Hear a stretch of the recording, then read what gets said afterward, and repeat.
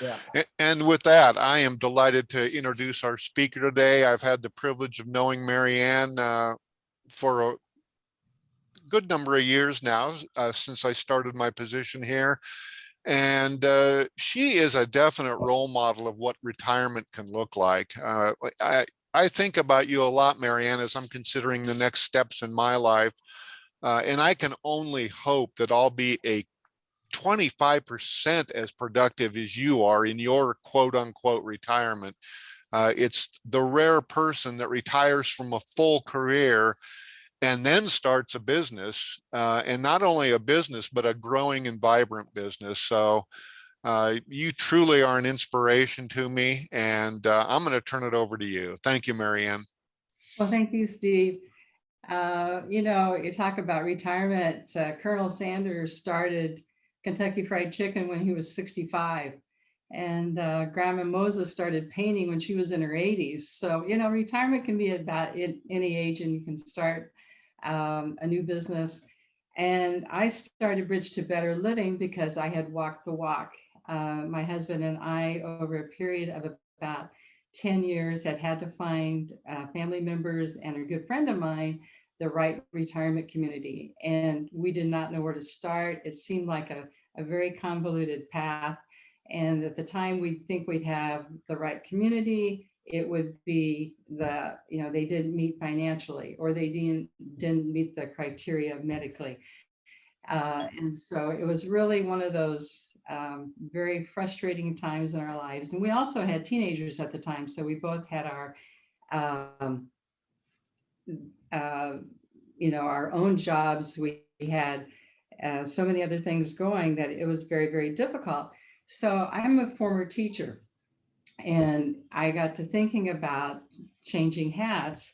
And I thought, you know, what can I do to help people? And I wanted it to be a free service. And so I came up with this idea, and a couple of my friends told me, you know, go with it, Mary Ann, try it. And so I thought, okay. So I told my husband about it, and he told me I was crazy. You know, why would you leave a teaching profession when you have your benefits and all of this, and go out on your own and do this and not know if it was going to succeed? So I thought, I'll try it anyway. So I went, talking about SCORE, I went to SCORE, and I spent the day at SCORE, and I learned how to write a business plan. And so the last year and a half of my teaching career, I was doing the research and writing the business plan for Bridge to Better Living. And I went and got an SBA loan and talked LPS into letting me retire the day that I could actually retire. And I had figured out a way where they could replace a 7th grade math teacher. And so they went ahead, took the idea, and released me from my contract. And I started Bridge to Better Living on February 1st in 2010. And and I will tell you, because it was a new idea and something that a lot of, the communities here in Lincoln, retirement communities, had never been approached with this kind of an idea. So it took me a while to, convince them that a contract with me, they weren't going to be out anything, and that I would help them keep their retirement communities, hopefully their apartments, etc., full. So I spent the first 6 months doing that, but the networking part of it was really important. And so I was out networking, I was out trying to get the contracts, and luckily I had put everything else together ahead of time. And so I, that first year, was rough, but I made it. And from there, I started to grow and started to add more employees. And probably the best thing, I was doing it out of the loft of my house. And so probably the best thing that I did at that point was then move into the focus suites, because the focus suites, you focus, at home, you kind of get, even though I was in my loft, you get distracted, and it takes away from your business. And so doing that and moving into the focus suites, we just continued to grow. And we were there for about 5 years, because in those 5 years, then I expanded into Omaha. And so right now, Bridge to Better Living serves all of Lincoln, the Creed area.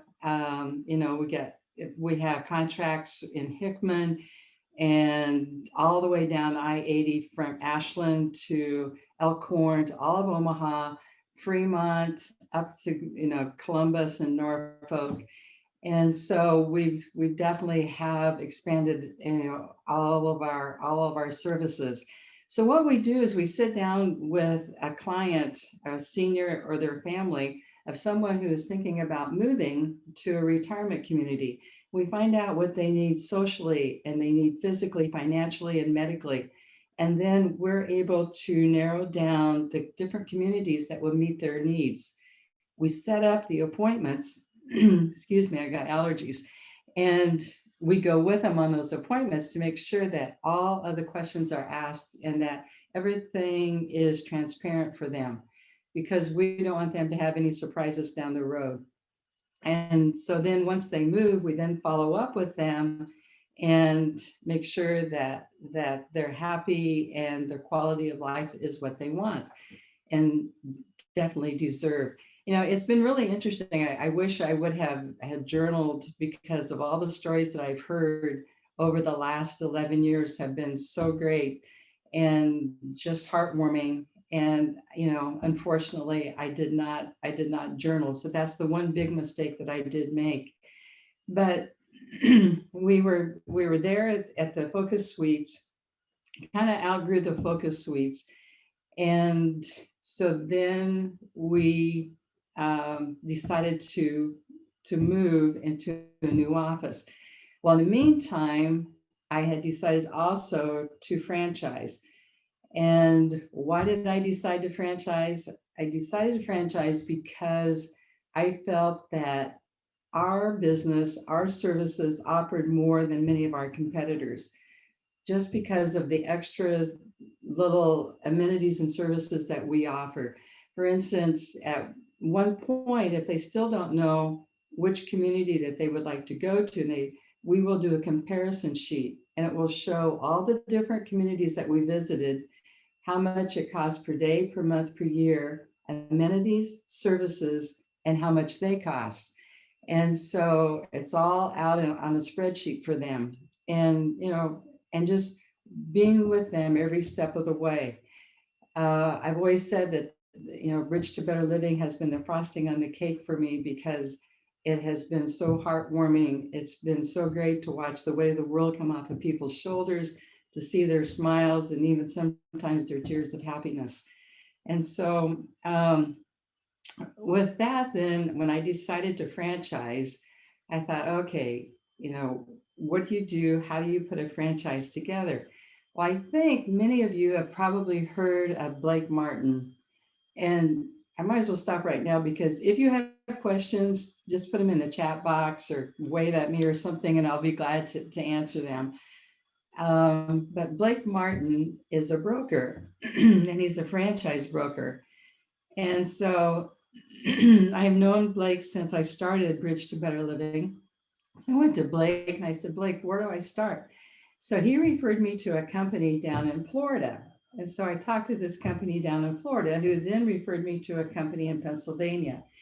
The company in Pennsylvania actually organizes the franchise and puts all the pieces together. They have a team of about 5, and they each have a specialty, and they're not all in Pennsylvania. They, like the one guy we worked with, excuse me, lives in Denver. And so, they helped us with the operations manual, with all of our systems, and helped us put it all together. And so, so we started working on that in about 2018. And so then in 2019, is when we moved. And it was in December that we moved out of the Focus Suites, and we moved over here to 4230 Pioneer Woods Drive. And so one of the things that I'd always wanted was the ability to be able to talk to all of our clients' families or friends or loved ones or guardians who did not live in Lincoln. So with that, I had them dig a trench through the middle of our office. And in there, they put all the electricity, fiber optics, etc., so that we would have the technology to be able to talk with and Zoom with all of our clients, relatives, and family. So that was, I had that done, and then we moved in December. We had our grand opening and ribbon cutting in February. And then a month later, COVID hit. So I see that. Is there a question? Am I hiring? Okay, I'll get to that in a little bit. So, so we moved over here, and then the pandemic hit. And when the pandemic hit, many of the retirement communities then were like locked down. Many of the independent communities were not allowing anybody to move in. And so what happened was we still had the people who were in rehab, or we had the people who still needed memory care. And so we were able to then, because of having put in that technology into our new office, we were able then to do Zoom consults, and we were able to do Zoom tours. So the very first day that the pandemic hit, I sent out this email to all of the communities saying that we could do the Zoom consults, we could do the Zoom tours. Well, it worked out great, but what happened was many of the communities, retirement communities, were not ready for to do the Zoom tours.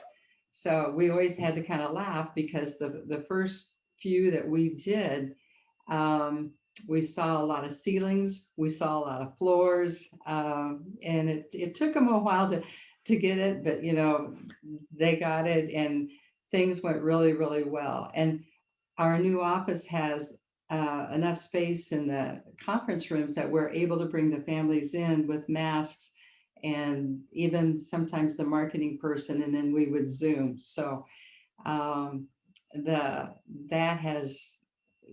pandemic, yes, did affect us, but not to the extent that I thought it was going to. And we were still able then to keep our full staff on, and not have to lay anybody off, because we were able to do that. So, but excuse me. So the franchise, well, when getting back to a little bit of part of the franchise, sometimes with the franchise, you have to have your copyrights. Well, when I was over at the Focus Suites, I had an incident where someone told me that I had to quit using my logo, etc. And it made me realize that I needed to get all that copyrighted. And so I went ahead and I copyrighted my name, the Bridge to Better Living, the logo. And then our motto is placement with passion. And so we also had that one copyrighted. And now I'm in the process, and it should be finished fairly soon. When we put the franchise together, all of the systems are called the Bridge. And then our database is called Bridget, spelled capital B, RIDG, capital I, capital T. So you have the IT at the end of it. So, and that also is being copyrighted. So then what do? We became a franchise in February of 2019. And so then we go from having the company in Pennsylvania to working back with that company in Florida. And you have to be really careful. I tell you, if you ever think about franchising, it's not for the weak of heart, because it takes patience, it takes time, it takes a lot of strategy. And so what we're doing now, to be a broker, you don't have to have a license. So anybody can put a shingle up and say that they're a broker. So you have to be very, very careful with whom you're working when it comes to franchising. And so with that, we're working with a company down in Florida who then works with the top companies, the top franchise companies. So you know that those brokers are legit and that they'll work with you. And so then they do the sales for you. They talk to their brokers. They go to the conferences for you. And so with that, we do now have, we signed our first franchise in 2020, and it's up in Denver, and it's the south part of Denver, the central part of Denver, and it goes down south a little bit. So one territory is 300,000. Well, how did I come up with 300,000? I based it on Lincoln, and I based it on how we grew and what we were able to produce with using that population over those years. And so we have that one in Denver. We now have one in Kentucky, and the one in Kentucky is in Lancaster, Kentucky. And he will be coming in a couple of weeks for training. They're here for a week. And what we always hope to do is be able to take him out on the tours, be able to do live consults. And then we have a whole operations manual that this other company helped us put together. So we have that whole week of training that we do. And then, so we have the one in Denver, the one in Kentucky. We have another one now in the northern part of South Carolina, the southern part of North Carolina. And then we have another one, and she will be coming in June for her training. And then we have another one that's getting ready to sign that actually is right below her. And she is getting 2 territories. And the thing about it is that people say, well, you know, what do you have to have, or what kind of a person are you looking for a franchise? Well, the one up in Denver, she has been a business attorney, but she has a real love for seniors, and she's very, very close to her grandmother. And it just something that this has drawn her to her heartstrings. And so that's why she wants to do it. The gentleman in Kentucky, he was vice president of the YMCA down there, and he worked with all the senior centers. And so the seniors are very, very close to him. The couple in South Carolina that go over into North Carolina, they owned a food truck and have been very, very successful with that. But Yokima has a special love for seniors, and so this is actually going to be her business. And then the other couple that are getting ready to sign right now, they had a home care company, and it was a very successful. They'd had it for about, I don't know, 7-8 years. And so they sold that company and are buying a Bridge to Better Living company. And so that's basically, I'm an educator. So, I love Bridge to Better Living, and the seniors all my life. I mean, I grew up with my grandparents, and so seniors have always been very, very important to me.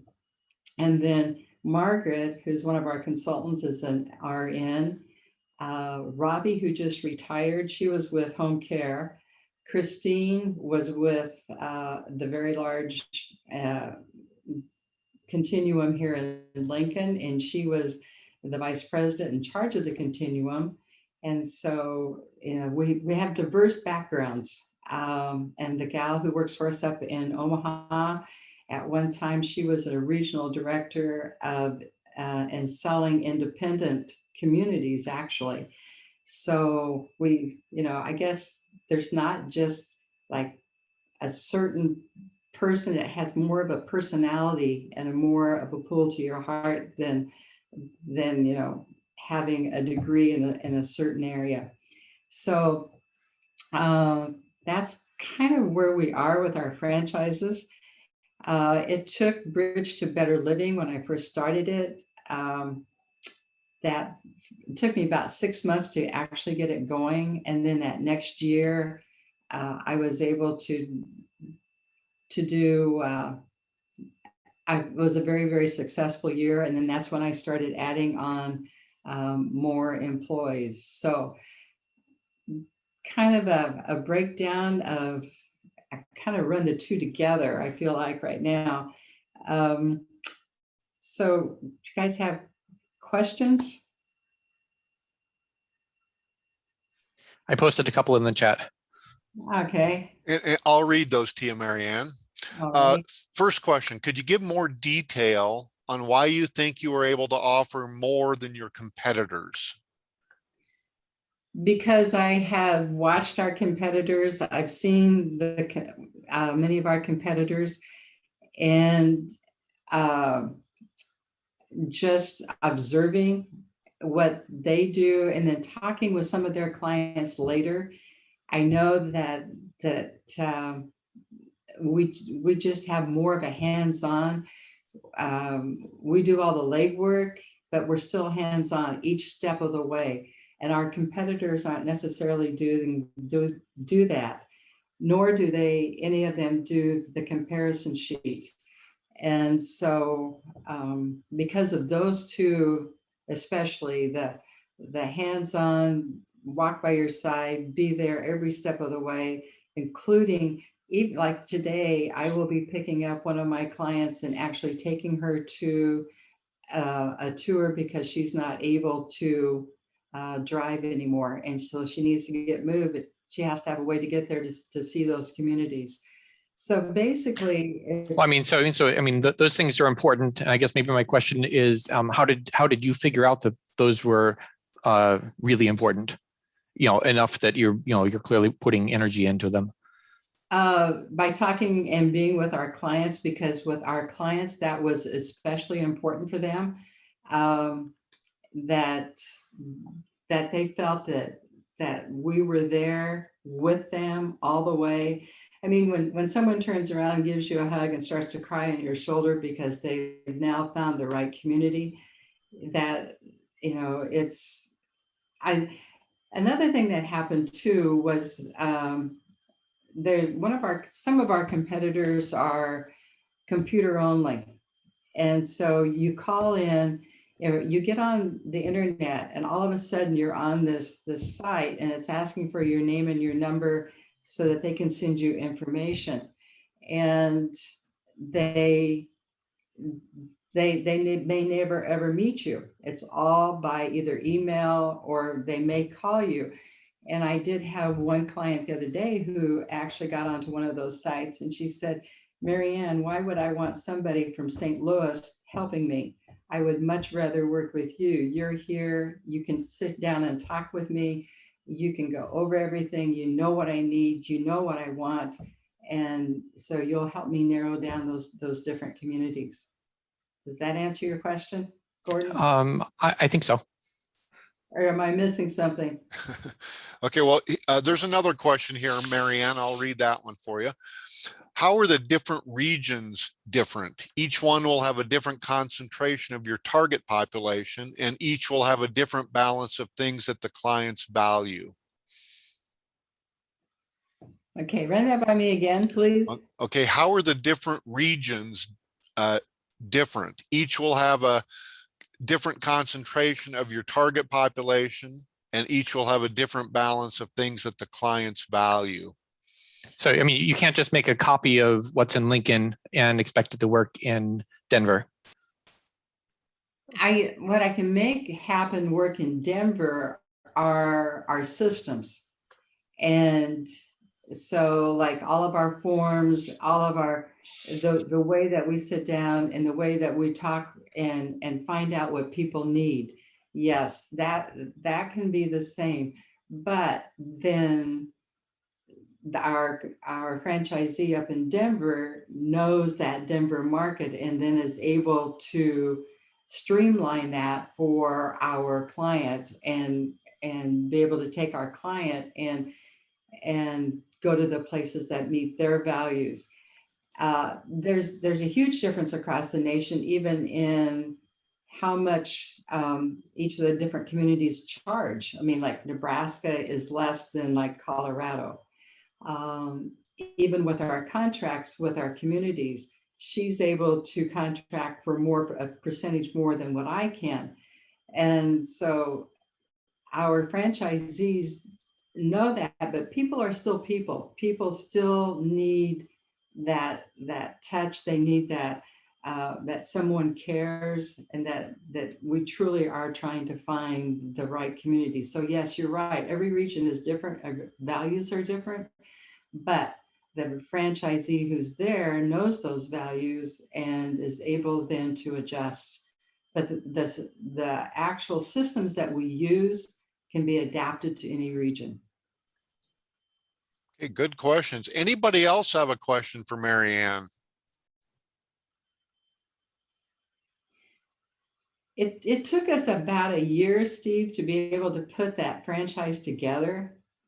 And Gordon, it may be, because we did have to make it so that it would be adaptable to wherever that people go.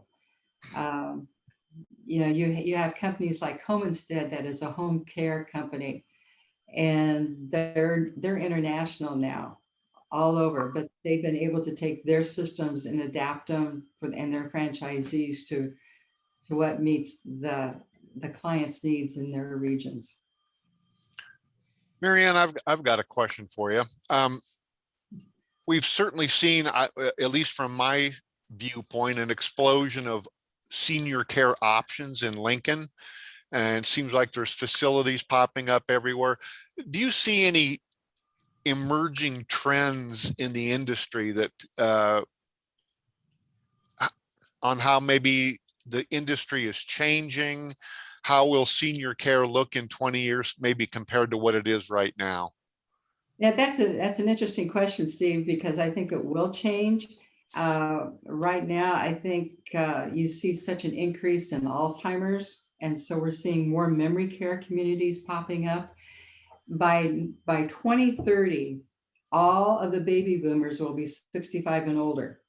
And by 2050, there'll be like 75 million people 65 and older. And so, and the baby boomers haven't necessarily saved like the traditional generation, the World War II generation and the Korean War generation. So, but yet their needs and their values are a little bit different. They want, things to be really nice. And so I don't know if they'll go to, we've talked a lot about this, if they'll go to more of townhouse secure, secured property that would have all of the different levels of care, from independent, assisted, memory, and long-term care on that campus. Or are they going to be going to ones where they actually share, different amenities and services within that their living area? It'll be interesting, as you're right, Steve, it'll be very, very interesting to see what happens in the next 20 years in the retirement communities. Lincoln doesn't have any of the campuses where you have the townhomes and the big rec areas like you see down in Arizona, and there's even some down in Kansas City. But just with the increase with people living longer, but the increase of dementia is, I think, will be big factors. I don't know, Kelly, and what do you think? I kind of agree to that too. We have recently licensed our independent living to be used as assisted as well. And I feel like just that alone has caused everybody, of course, to go, just to veer over to independent side. I don't have to move again. This is great. Kind of think like you, where, then we get a lot of people, well, how come you don't have skilled in here? We have everything else, but not skilled. So I think more you can offer in one building, probably the better. Yeah, it's also interesting too, because you have with this Nebraska, your independent isn't licensed, but your assisted and your memory care is licensed by the state of Nebraska. But the levels of care, so they have to provide the option of 3 meals a day and the nursing staff, et cetera. But with the levels of care and what they want to do within that assisted living is up to each assisted living community. So basically, when you've seen one assisted living community, you've seen one, because they all offer something a little bit different, or they may not offer as high level of care. They may not do the sliding scale Right. of diabetes. They may not do escorting you to dinner. I mean, or they may. I mean, they're all different. And so that's why Bridge to Better Living has become, I think, really pivotal and important for people, because we're able to sit down and tell them, to what places would actually meet their needs and their criteria. But then you have the skilled care, and the skilled care is licensed by the state of Nebraska plus the federal government. And so then you have a lot more regulations, and they have to be able to meet a higher level of care. So licensure too, and the licensing is different in every state. Well, and I think what you do is wonderful, because I mean, I came to Pemberley after being my grandmother's POA, and I was on the consumer side of it. My grandmother looked into, she was ready to sell her home. She was looking into an assisted living community to move into. And I know for her and I, when we started looking, she was a mechanic's wife. So for her, she was like, I'm not going to go to Legacy. It's too fancy for me. I don't want to dress up to go to a meal or whatnot.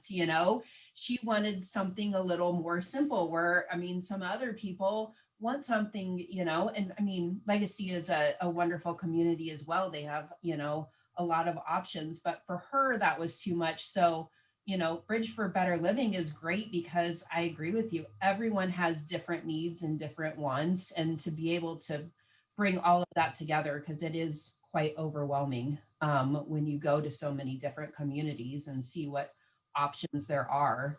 It's great that you can narrow those down, so you're not looking at every one of them. Oh, thank you. Yeah, and another thing that we're able to do too is, when you bring up assisted living, many times you have to be able to privately pay there before you can go on Medicaid waiver. And so we're able to figure out, and financially, which places they can afford, if they're going to be able to meet that 2 years or 3 years, whatever it is, in assisted living and sometimes memory care. And one day I had a couple come into my office, and they sat and cried and cried. They had put their mother in a memory care community, and they had privately paid for 3 years, and that community didn't even offer Medicaid waiver. And so they just said, hey, bye, we'll see you. And so if they had worked with us ahead of time, they would have never put their mother there. That wouldn't have even been an option that we would have given them. So it's important that people, if they're going to invest in the right places, where not only are they happy, and all of their, if they're an extrovert or an introvert, all of those, their personality is being met, and they're able to do what they would like to do, but then also that financially they're safe down the road. Absolutely. And we have heard, I'm sure, Kelly will say this too, that we have heard, we've had quite a few residents that have come in and said they like working with someone local. I mean, same thing. We don't want to work with someone who is in some other state that doesn't really know anything about the communities here. Mary, a quick question. So being on the sales side, do you, just because like you had mentioned, some of these poor geriatric people go online and then they start putting their names down, and they get multiple referral people that have their name and contact information. Well, when some of these get placed over here at Pemberley, then we have like 3 different referral people saying, oh wait, that was mine. Like, I should get a piece of that. Do you guys see like who, You said you saw maybe that this one came in and said they put their name down. Are you guys able to see too if they have been with a different referral agency as well or signed up? So lots of times when we call out to someone and we'll say, hey, so-and-so has come in, they're looking for assisted living. They'll say, oh, well, they signed up with such and such company. So then what we have to do is we sit down with them and basically they call that national company and fire them. and they'll actually say, you know, we're working with a local company. We want to work with this local company. We did not realize that we were getting online, that we would become your quote, your client, and we do not want to be working with you. And So there's so, no way you can fire them. yeah. So basically they've been able to fire them. Okay, because those bigger companies like that make it sound like there's no way you can get out of that. Now, Good to know. I've had a couple of times where the community ended up double paying, but most of the time they've been able to fire them. Okay, good to know. Any other questions for Mary Ann?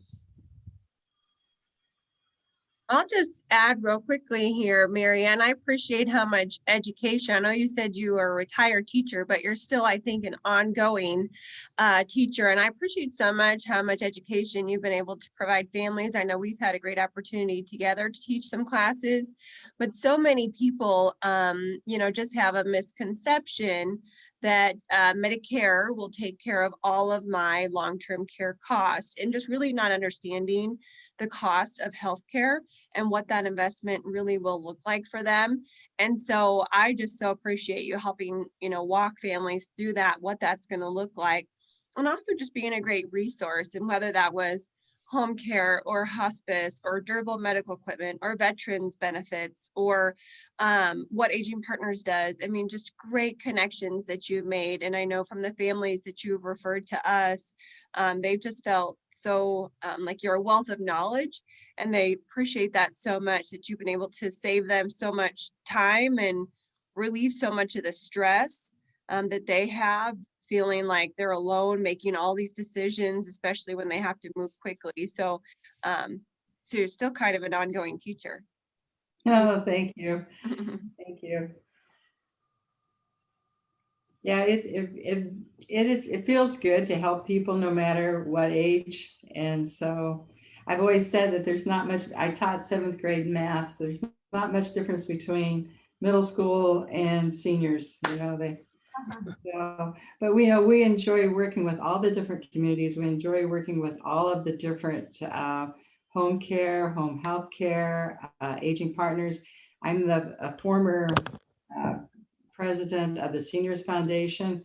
It was exciting the other day for me to learn I was part of the One Campus and to help get the clinic started out at the VA, and to have the city council vote the other day for Aging Partners to move out to the campus, where we will be able now to have seniors and veterans have all these services all on one campus is thrilling and exciting. So I think Lincoln has an exciting future, not only with the veterans and the seniors, but just all of the retirement communities. We are very, very lucky in Lincoln to have such great retirement communities and such great services for all of our seniors.